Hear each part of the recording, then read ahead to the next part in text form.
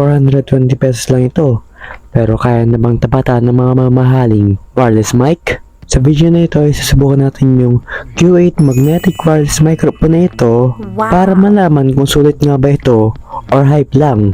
Titignan natin yung design, sound quality, noise cancellation, tsaka yung battery ng wireless microphone na ito. At kung sulit nga ba ito para sa mga beginner, content creator, vlogger, student, sa mga interviews or podcast, and also sa live selling. Ito nga pala yung kanyang box, and actually naka-plastic talaga to kapag pinili mo. And kapag binuksan mo naman yung box na ito, ay makita mo dito yung charging cases, charging cable, at ng kanyang manual. And kapag binuksan mo naman yung charging cases niya, ay makita mo dito yung dalawang wireless microphone and yung kanyang receiver. Kung tatanungin nyo ko kung gaano nga ba ito katagal gamitin, ay umaabot lang ito hanggang sa 40 hours kung kasama yung charging cases niya. Pero kapag isang mic lang, ay maaaring gumagal ito ng hanggang 10 hours. Kaya hindi mo na talaga maging problema ito dahil matagal talaga siya malobat. Tapos kapag i-charge mo naman siya ay mga nasa 1 hours and 30 minutes. Tsaka nga pala yung charging cases niya ay meron na rin charging pot sa likod nito. Dahil once na tingin mo ay nagagamitin yung mic, tapos kapag nilagay mo na yun sa case niya, mag-iilaw ito ng color red. Sabihin lang nun ay nag-charge na siya. Basta ang importante ay fully charged rin yung charging cases niya. Pwede mo na nga rin palang hindi ilagay sa charging case niya para i-charge dahil meron na rin itong charging pot sa ilalim nito. Isa sa mga kapansin-pansing feature nito ay yung magnetic attachment niya. Dahil di mo na kailangan ng clip para ilagay lang sa damit mo. At kapag dinikit mo na ito sa damit mo ng ganito,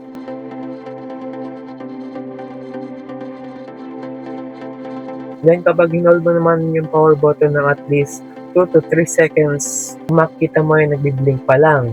Ibig sabihin na ay hindi pa nag-prepare or hindi pa nakalagay yung receiver niya sa phone mo. And kapag sinaksak mo na yung receiver niya sa phone mo, ayun, ready to record ka na. Wow. Pero ang pinakamahalagang tanong ay kung maganda nga ba talaga ang audio nito. At para malaman natin, magre-record tayo ng iba't ibang sitwasyon para makita kung gaano nga ba talaga kaganda o kalinaw ang kanyang audio.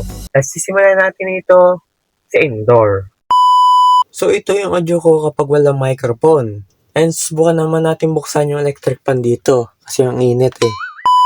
Ganito yung audio ko kapag may electric fan sa harap, no? And subukan naman natin kung gagana nga ba talaga ito or mawawala yung tunog ng electric fan kapag may mic na. Sound check, mic 1, 2, 3. So ito naman yung audio ko kapag may wireless mic na. And siguro hindi nyo na maririnig yung electric fan dito sa harap ko. Hopefully talaga, no? And actually guys, meron din itong echo mode. So subukan natin. At para magkaroon ng echo mode ang boses mo, ay kailangan mo nang pindutin yung power button ng dalawang magkasunod. After nun ay kapag umilaw na yung kulay pula, ay eto na siya. So ito naman yung audio ko kapag may echo mode na. So mga may pilit kumanta dyan, pwede ito sa iyo. So subukan naman natin kapag nasa outdoor place na tayo. So ayun guys, nandito tayo ngayon sa labas and ngayon susubukan natin yung Q8 wireless microphone ito. So ngayon, di ko suot yung Q8 wireless microphone kasi nandito pa sa kawan eh. For sure, naririnig nyo yung ingay sa paligid ko and titignan natin kung mawawala yung tunog ng paligid natin dito. Para hindi na humaba itong video na to, ay susubukan natin itong Q8 wireless microphone. And 3, 2, 1. So ayun guys, suot natin yung Q8 wireless microphone. And hopefully hindi nyo na maririnig yung ingay sa paligid ko. Kung makikita nyo naman yung mga pagkakaiba. Ngayon, titignan naman natin kung tunay nga bang masagap itong wireless mic na to ng 20 meters. Okay.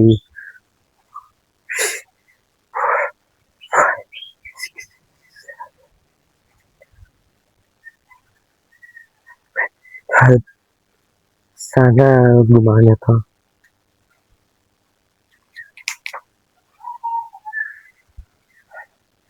Ay, pasensya na guys kung ngayon lang nakapag-upload ng video na to and sobrang busy ako yun. Tsaka ayun, Ngayon, titignan naman natin kung masagap ito ng ating receiver or ng ating phone.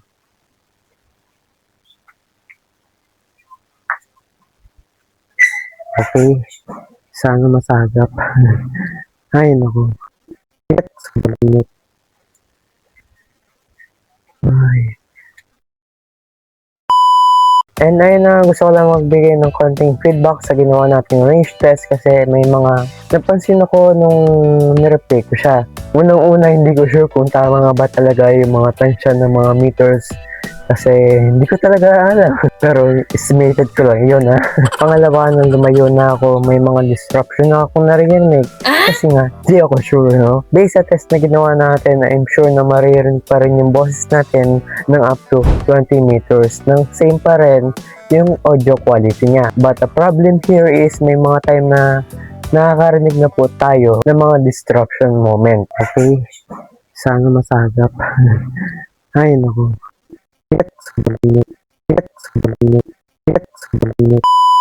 So pagdating sa range test, I think bibigyan ko siya ng mga 8 out of 10. Pero kung gagamitin mo ito ng indoor, 10 out of 10. Wala talagang problema. And masabi kong sulit pa rin ito dahil hindi mo na kailangan mag-download ng app. Dahil isasaksak mo na lang yung receiver and boom! Ready to record ka na.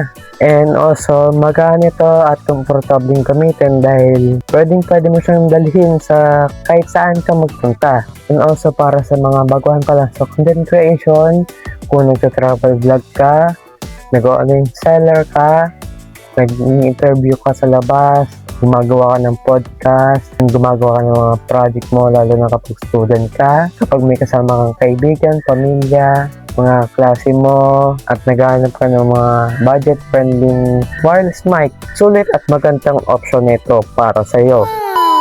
Bago ko nga pala makalimutan, ang price nga pala nito ay umabot sa 420 pesos. And mabibili ito sa TikTok shop. Ako kasi actually nabili ko lang ito ng mga nasa 395 pesos lang dahil ginamit ko yung everyday bonus ko sa TikTok. Pero depende pa rin yun sa seller kung mababago yung price niya. And guys, kung nakatulong sa inyo itong review na ito, don't forget to like and subscribe at pakiclick na rin po ang notification bell para lagi ka pong updated sa mga panibago kong ina-upload na videos. Again, this is Mark Buruan and I will see you on my next videos. Support me for more upcoming videos.